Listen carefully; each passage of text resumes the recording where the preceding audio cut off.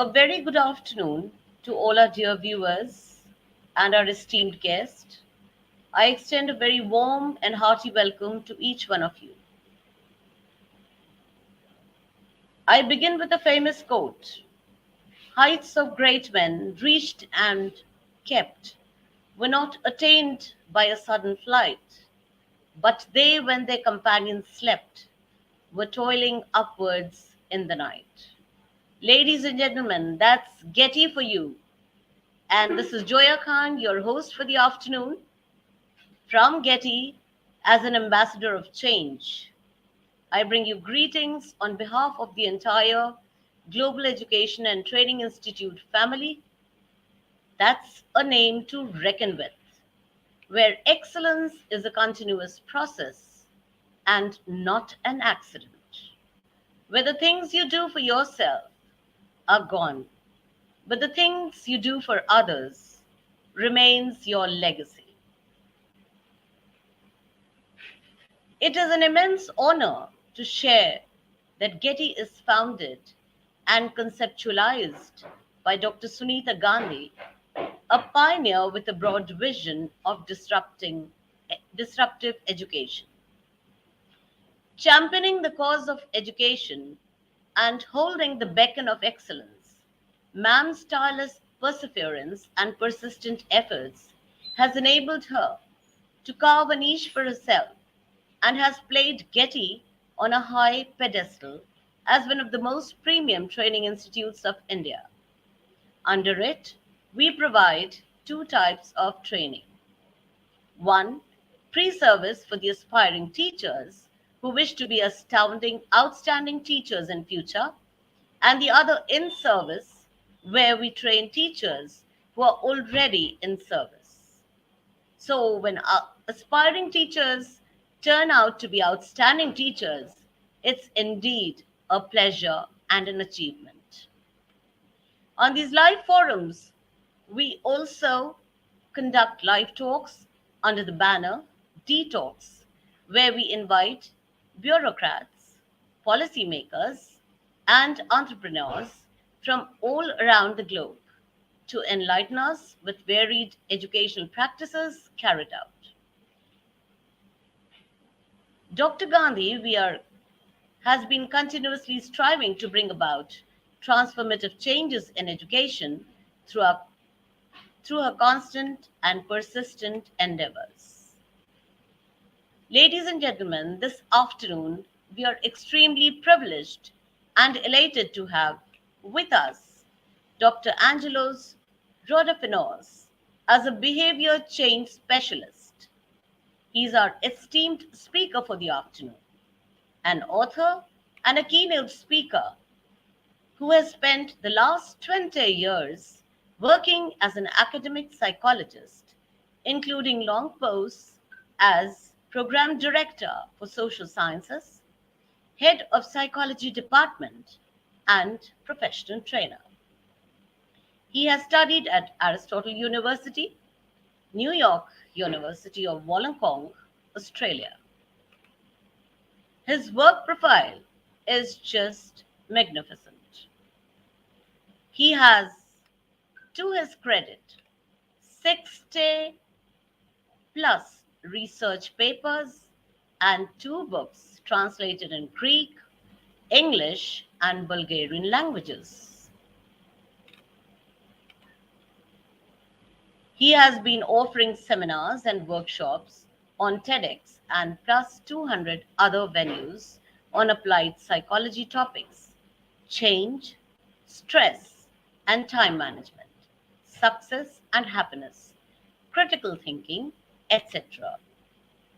He has also thrown light upon future learners, learning to teach online, the University of New South Wales, and dozens of TED Talks at podcasts on education, psychology, and economics. So, sir, if I were to go on your illustrious career, I would be bereft of all words. All I can say is that we are really privileged and honored to have you with us this afternoon. And without much ado, I hand over the show to you. Thank you Welcome on for board. thank you for the kind introduction. I'm just going to start right away, and I hope you will enjoy this. Should be fun. Just give me a second.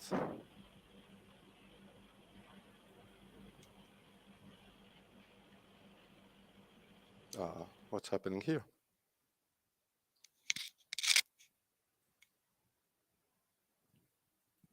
Okay, can you see the slides?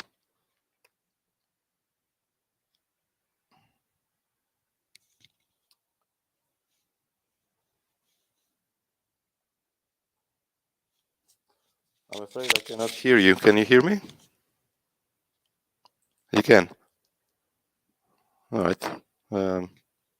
Back to the slides.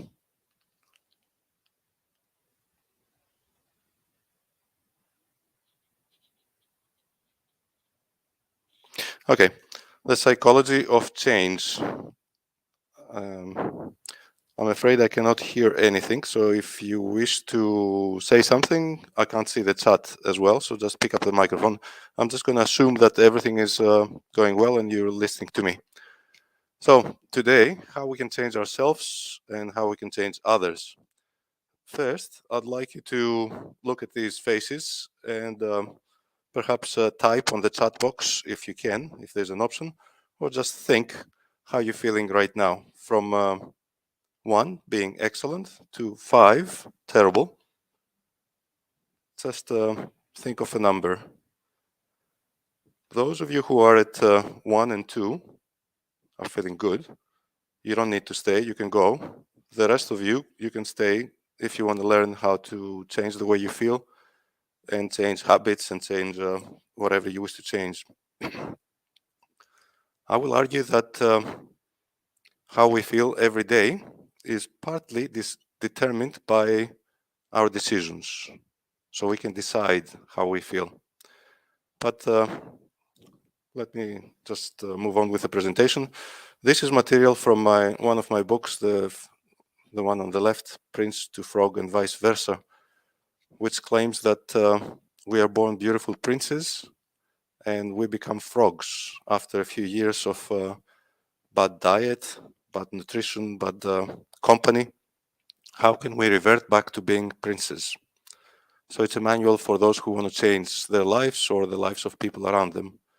My other book, Idiots Are Invincible and They Always Ruin Our Day, is about changing the conditions or the way we see the conditions.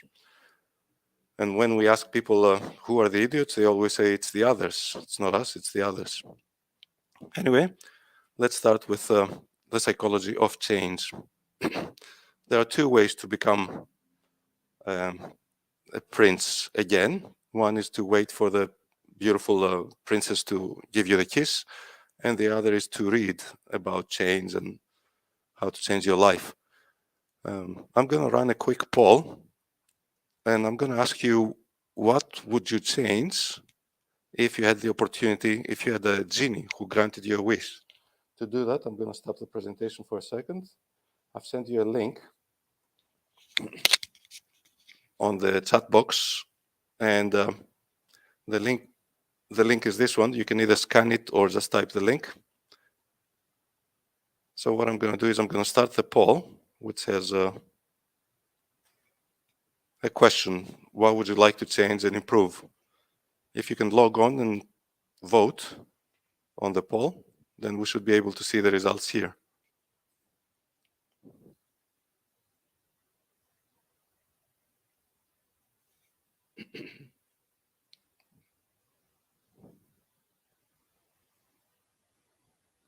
I can't see any results, so I'm not sure what that means. Can you please visit the link here?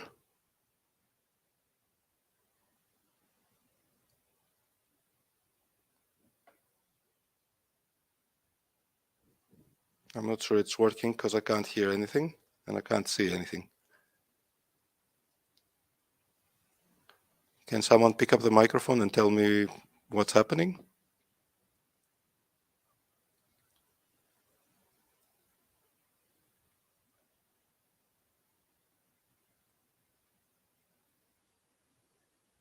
Hello.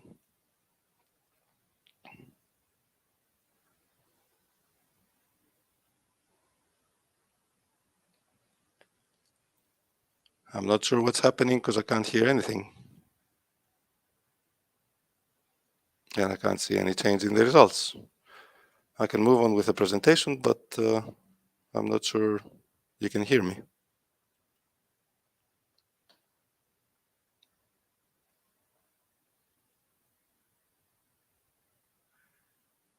Can someone give me some feedback?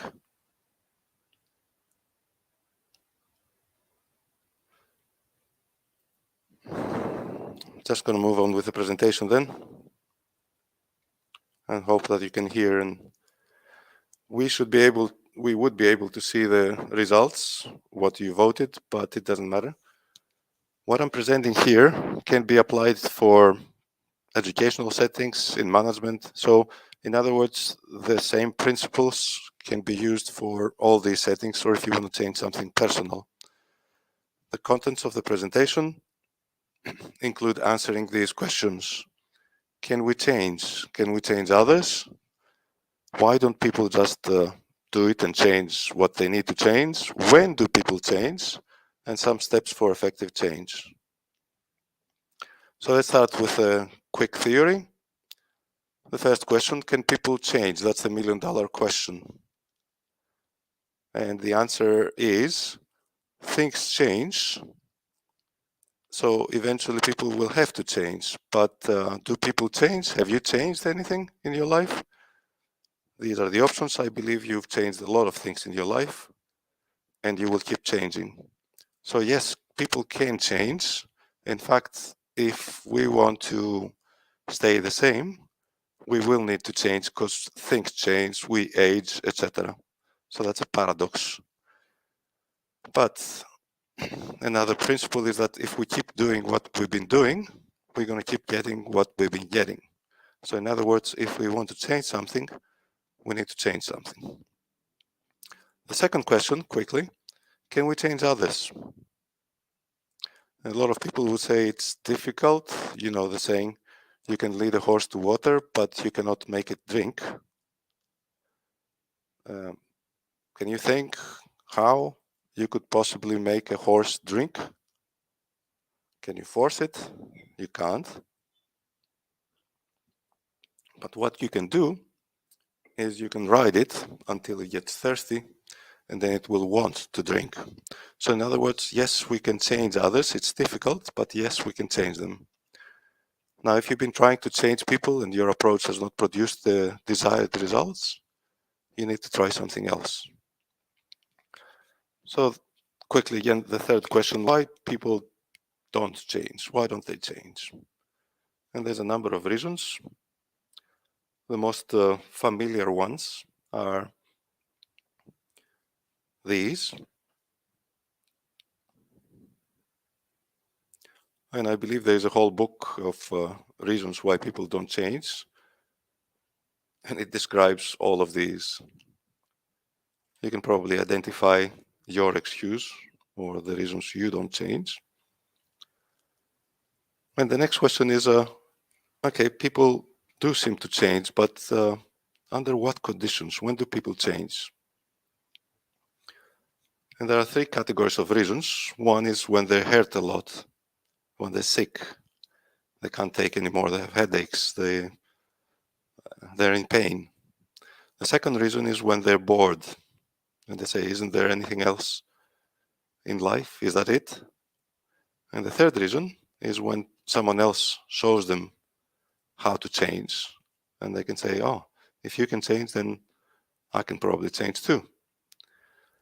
So very quickly, I've gone through 4 basic questions, and I'm moving to the practice where I'm going to spend most of the time.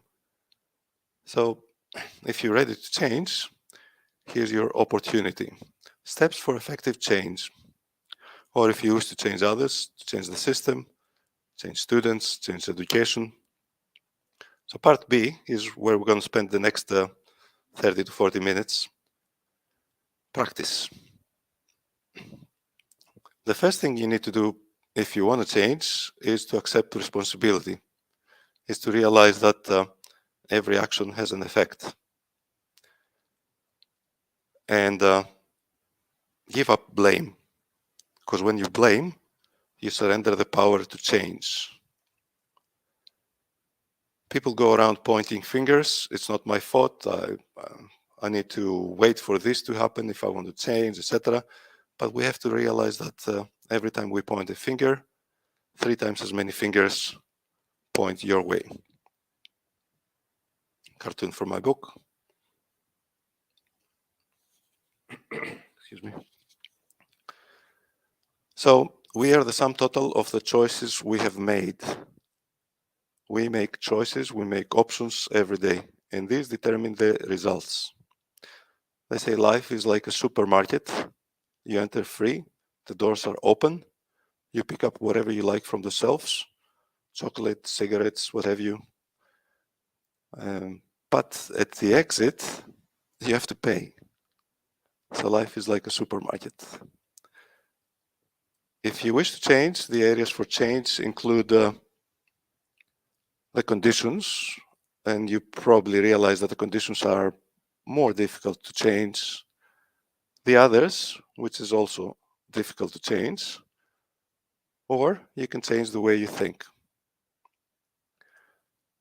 If you want to do that, you can change your emotions, or you can change your behavior, or you can change your thoughts. And these 3 are interconnected.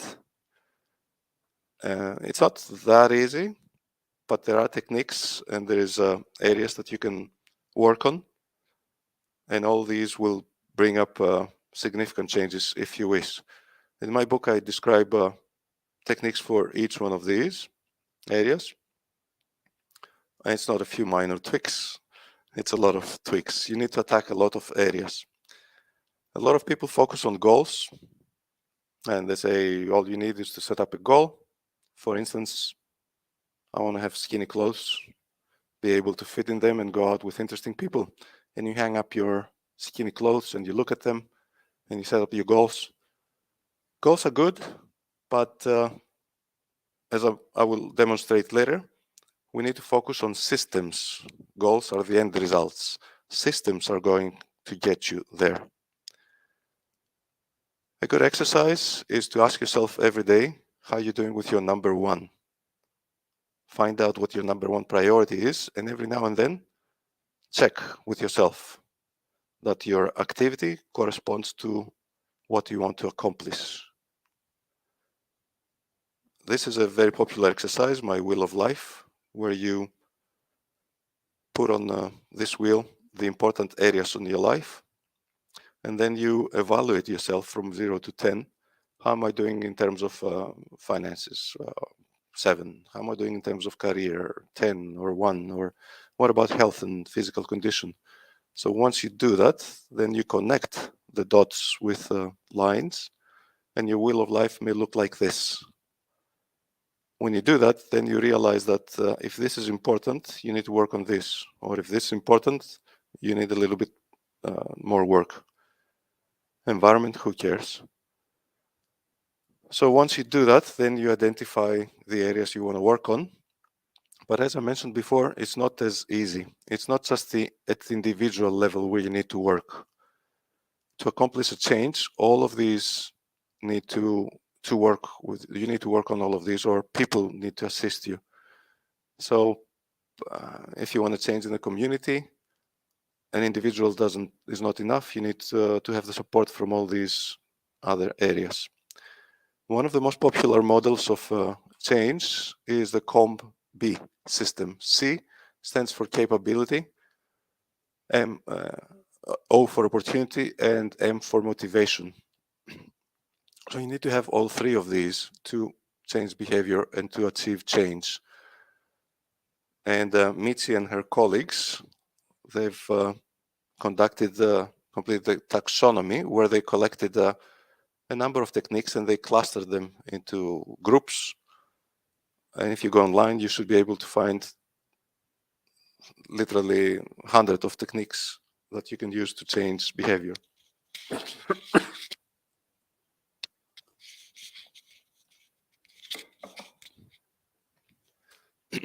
You can even type a behavior here and come up with a number of studies and interventions, for instance, for diet or for educational change or for smoking, etc. A good principle is that whatever problem you may have, someone else has already had it. You need to go online and find out what successful people did. So C stands for capability. When something is difficult, we may not have the ability to change it. So what we need to do is to make the right things easy and the wrong things hard to do. For instance, if you have kids and you want them to eat fruit, you put the fruit in a visible place, you wash them so they're ready to pick up and eat. You make it easy. Another technique is to minimize the barriers. For instance, you can prepare your gym clothes so when you wake up, they're ready, they're there. Another principle is that you need to swap the bad behavior with an equally satisfying good behavior. And yet another, tiny habits. When you connect two activities and you say, for instance, every time I go to the toilet, I do 5 push-ups or I lift up the weights.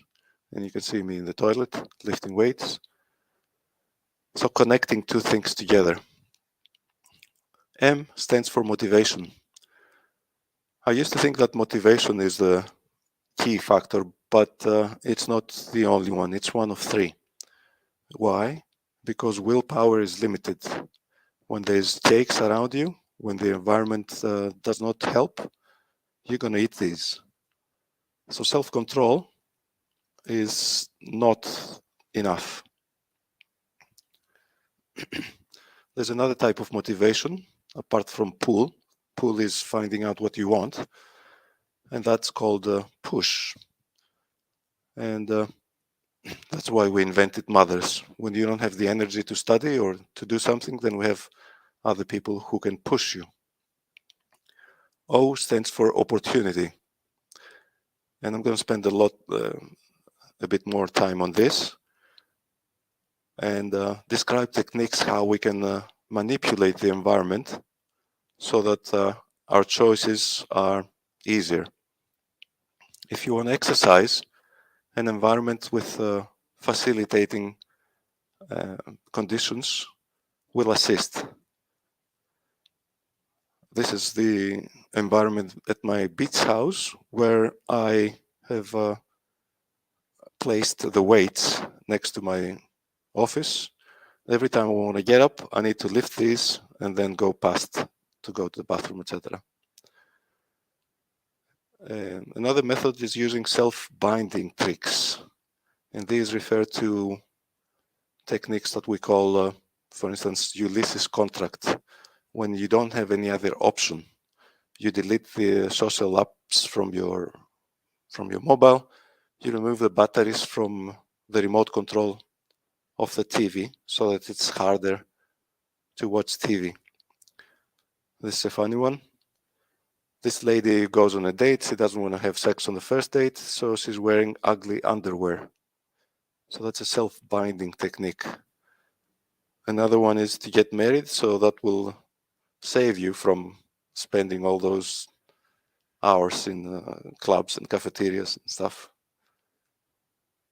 Here's one using technology. If you want to wake up and you can't wake up in the morning, you can buy one of these, the clocky, which has funny wheels. They're asynchronous wheels, and when it starts beeping in the morning, it goes running around in the bedroom and you can't find it. You need to get up from bed and look for it and pick it up and then switch it off. So once you're up, you decide to stay up. A similar technique, whatever is in your house right now, everything, all the food that's in your house is going to end up in your stomach. Eventually, you will eat those hidden chocolates and candies. So if you want to lose weight, you need to put your house on a diet first. Nudging is a very popular technique, is reminding people what to do when they have to make the decision. And here are some examples. These are at the urinals at the airport in Holland. They put a fly. They reduced spillage by 70 or 80%, I believe. When you draw little green footsteps, kids that are offered candies will throw away the paper in the bin 35% more than if you don't have these. Other ideas on litter. Here you're facilitating the conditions, you're making it easier for this guy to throw the garbage in the bin. Reminding people that taking stairs is good for you, going up using the stairs. Same here. Lots of examples. This is good for schools. You put the fruit in the front and the bad stuff at the back, the donuts. It works with roads and safety, reduces speed, reminds people what to do. This is a painting, same here. You can also use nudging for energy conservation. Look at this idea here. You wash your hands and you flush the toilet at the same time. A reminder to switch off the lights.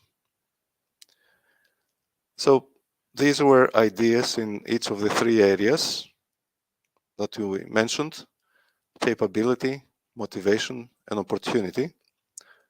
Now I'm going to present a few ideas about everyday life, things that you can do from morning till the evening when you go home. Ideas that I present in my books. This one, there's a whole part on a day in life. Starts from the morning and goes until night with ideas how to act differently, think differently. For instance, when you get up, you need to change the way you get up if you want to be fit. For instance, you lie in bed and you sort of say, oh, I gotta get up. And then you're lying flat on your back and say, well, maybe another 5 minutes. Then you say, no, I better get up because I'm going to late. So you do it 3 or 5 times. And if you do it every day, at the end of the week, you'll be able to do 10 sit-ups. At the end of the second week, 15. And in a couple of months, you will have the six-pack that you always dreamed of. By doing that, you also change the chemicals. And chemicals affect the way you feel. So you sort of wake up and you feel better. You can also attack your thoughts. You need to manage your thoughts. And one idea is to pick up the newspaper, look at the obituaries, and if your name is not there, then you have every reason to be happy. This is a cartoon from Christianism, Lazarus resurrected, which is funny for other religions, but anyway. You can change your vocabulary. You can change the way. I'll give you an example. I had a friend who used to swear a lot, and profanity is not good, so I decided to change him. And what I did is every time he used the curse, he cursed, I would beep, and he would look at me and say, "What? Beep? Every time you curse, I'll beep." Eventually, after a few days or a week, he would beep himself. I didn't need to do that anymore. He would realize and look at me and say, "Beep, eh? Okay." He changed. It was easy. This is an exercise from my website. You can find it here under free stuff. You can change the way you greet others. It's a funny exercise. It's a fun exercise. I've created a table, and every day you can print it, and every day you pick up a word from here. You say 21 D. And every time someone asks you, how are you, how are you feeling, you say sexy or cheerful or floral or courageous, whatever word you get every morning. And that would produce a surprise expression in their face, and you will smile as well. So that will improve the way you feel. If you want to do that online, you can go on these. I created this wheel, spin wheel. You can click on the wheel and it goes to and picks up a word for you. There are 2 of these. You can find them on my website as well. Say that you reach the office and there's a lot of people who are negative and complain. Here's an exercise for the office. Every time someone complains or is negative, then you give them a penalty and they have to deposit 1 or 2 euros, dollars in the piggy bank. At the end of the week, if it's a very negative environment, you can get the money and go and buy vegetables or whatever you like. There's exercises about anger management, but I don't have the time to go into these. They're funny. There's reminders that you can place in strategic places. For instance, this one, put it on the fridge, or this one, again for exercise and weight loss. Imagine yourself, put a photograph of your skinny self years ago. There's also technology that you can use, a lot of gadgets. I have a smartphone, a smart watch that every 40, 45 minutes or 50 minutes beeps and reminds me to get up and stand up and move and stretch. There's a lot of these, a lot of applications if you want to achieve behavior change. And there's also behavior modification plans. This is a very good exercise that I do in my classes, psychology classes at the university. One of their assignments is to identify a goal, list the benefits, the obstacles, read about it, find a partner who can help or people who can help, decide on the plan, what they're going to do every day of the week and what time, and assign rewards and punishments for every week that they do well or they don't do well. And then a deadline. And at the end of the semester, they have to report how they did. It works, it's fun. It's not 100%, but it does work. So if you want to play with that, again, under free stuff, you can find a Google form that you can complete and it will send an email to you with the form that I mentioned above. I don't collect any data. It's just for you. It's free. Now, in terms of education, do we need to change education? Can we change education? Can we change lives? Of course we can. That's why we do what we do every day. But what needs to be changed? A lot of things. Very quickly, I would pick a couple of things. One is that it's not about learning facts and memorizing. It's training the mind how to think. So at school, what we need to do is less emphasis here and more emphasis up here. And learning how to learn, inspiring people to learn more and continue learning is what we need to do, and not teach facts that they can find on the mobile in the pocket in a couple of minutes. I tell my colleagues, my staff, don't examine, don't test anything that they can find easily on Google in a few minutes. Instead, focus on critical thinking. Make it mandatory. Critical thinking skills. Finding out information and deciding which information is correct. So closing up, common errors in change management, mistakes that we make. Number one, we try to change things we cannot change. So make sure that your efforts and your time is spent wisely trying to change the things that you can change. Number two, a lot of students set up too many goals. That's difficult. One goal at a time, maximum two, but one is good enough. Number 3, they don't manipulate the environment.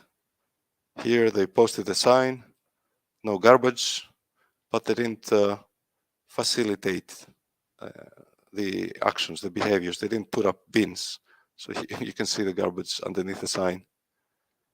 Lack of support. The environment does not support. Your friends do not support you. I want to lose weight. I open the fridge and my mom has stocked it with cakes and candies and chocolates. And one more. Tim Ron said, you are the average of the 5 people you spend the most time with. Check, who do you spend your time with? Are these people pulling you up or dragging you down? And as they say, if you want to fly with the eagles, don't hang around with turkeys. And finally, a lot of errors have to do with lack of reinforcement, appropriate reinforcement, or penalties. My students will set a goal and say, at the end of the semester, I will go for a nice dinner. That's not good enough. That's not big enough. That's not consistent, and it's not happening every week. And there's no penalty. The penalty has to be severe. If you don't do it, the consequences will be significant, not just I'll wash the dishes. So weekly, properly applied reinforcement and penalties help. And as I said in the beginning, it's consistency that matters. I may not have the energy to go for a jog. I'll go for a walk around the block. I'll do 2 push-ups instead of 5. What we do every day matters more than what we do once in a while. Concluding thoughts. Now you happy I'm finishing?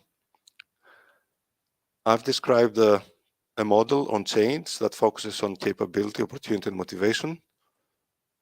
One of these is not enough. You need to have all 3. And there's a number of techniques and methods. You need to set up goals and systems, minimize the barriers, use reinforcement and punishment, use techniques such as tiny habits, for instance, the changing of your expressions when you greet others. Start small. Use this technique. When I do this, then I connect it with something else that I want to do. Use self-binding techniques, nudging, and associations. As I mentioned, there's 93 techniques that you can use if you want to change others or if you want to change yourself. You better study these. There's not enough time to go through this in more detail, but let me remind you that if you keep on doing what you've been doing, you're going to keep on getting what you've been getting. To change something in your life, you have to change something in your life. You can't just wait until things change. So, if you start thinking differently, you're going to act differently as well and be different, which is what we need. When are you going to start? You need to start today, not tomorrow, not on Monday. Don't keep postponing things. Is it possible? Can we all change? Can things change? Helen DeGeneres said, my grandmother started walking 5 miles a day when she was 60. She's 97 now.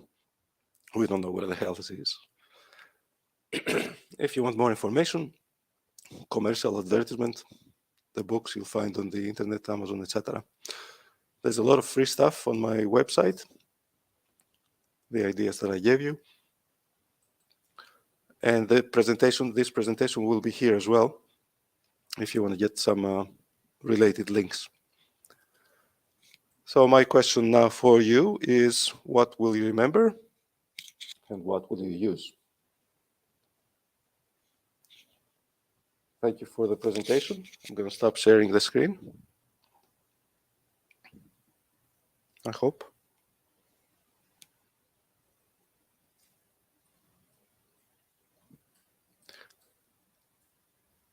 Once again, I can't hear anything. There you go.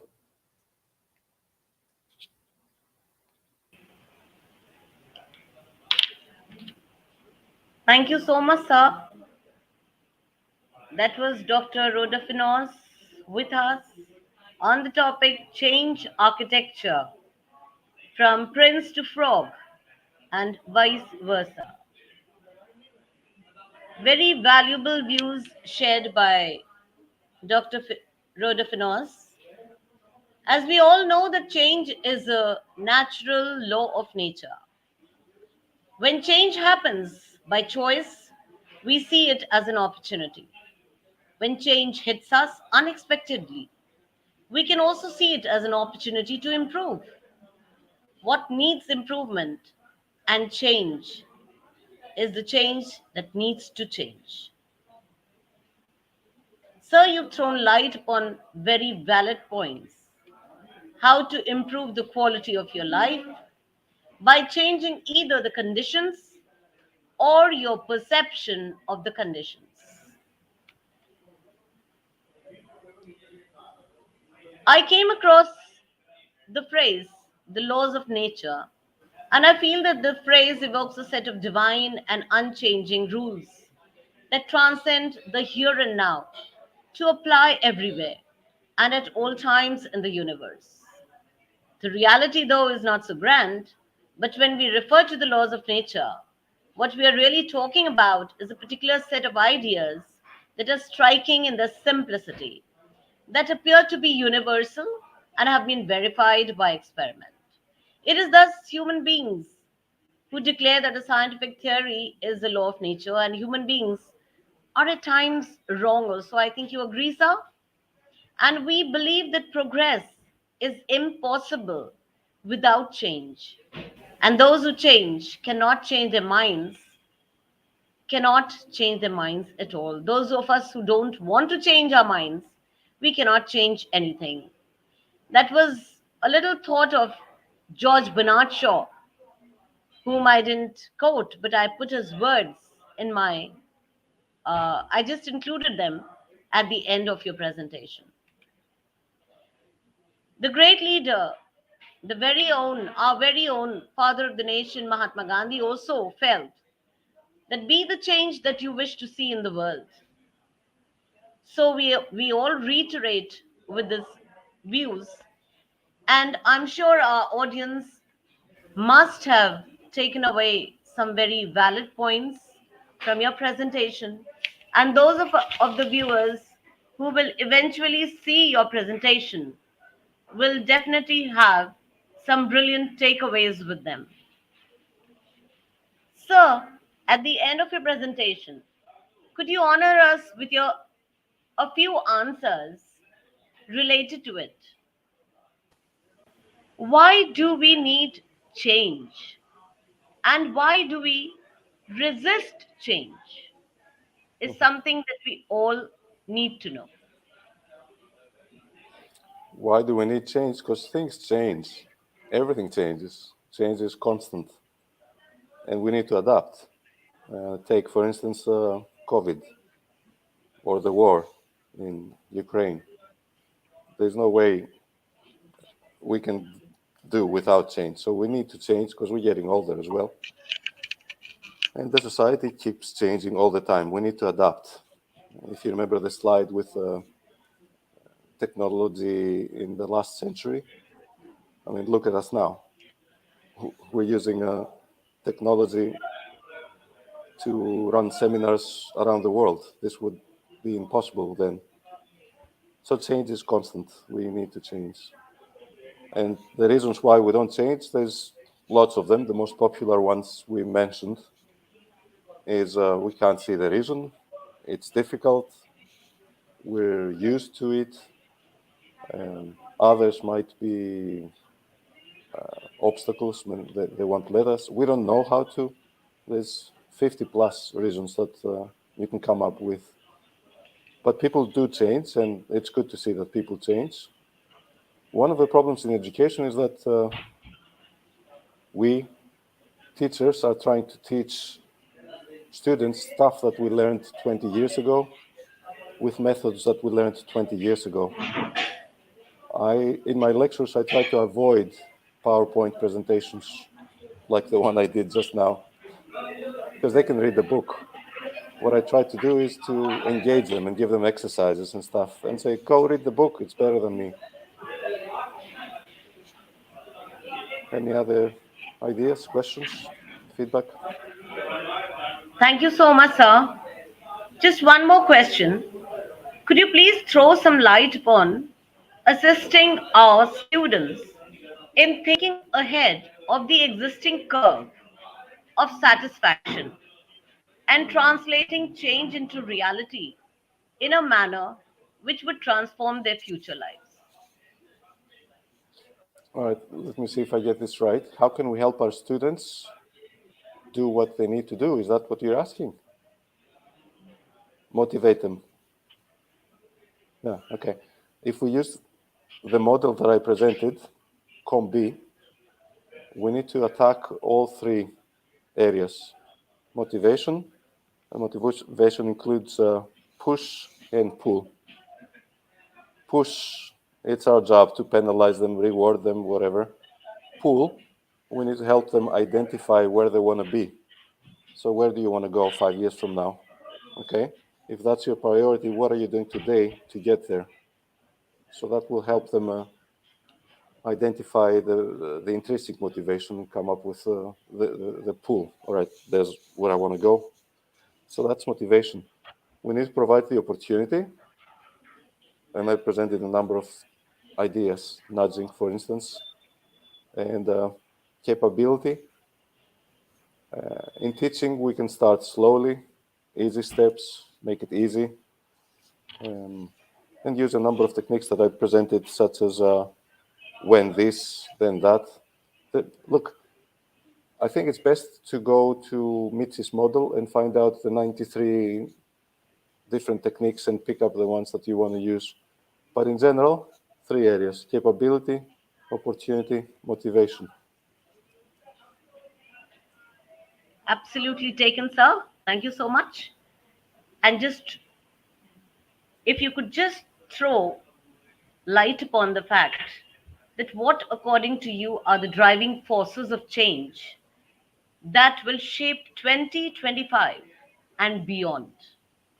Wow, difficult question. I'm not the expert in that, but I see technology, artificial intelligence, and dealing with all the problems that we created, environmental and hunger and stuff. I believe there are think tanks on the website. If you go on the internet, you will find think tanks that describe the 9 major problems or the 9 major forces, the 5, whatever. But I'm not the expert in that. I would identify, as I said, artificial intelligence and technology, and then problems with the environment and stuff like that. Thank you What do you so think? much, sir. What do you Yeah, think? I agree with you. Absolutely. And I'm sure our viewers too must have felt very enlightened and enriched. Thank you, sir, for sharing with us your experience, your expertise. It was an absolute pleasure to listen to your most valuable inputs. And then we shall also look forward to listening to you some other day on a different topic where we can get an opportunity to enrich ourselves further. Thank you Thank very you much. for Thank you for gracing us organizing. with your presence, and just we are truly privileged today afternoon. Thank you so much, sir. Have a wonderful day. Namaste. Thank you, dear audience. Stay blessed. Have a good day.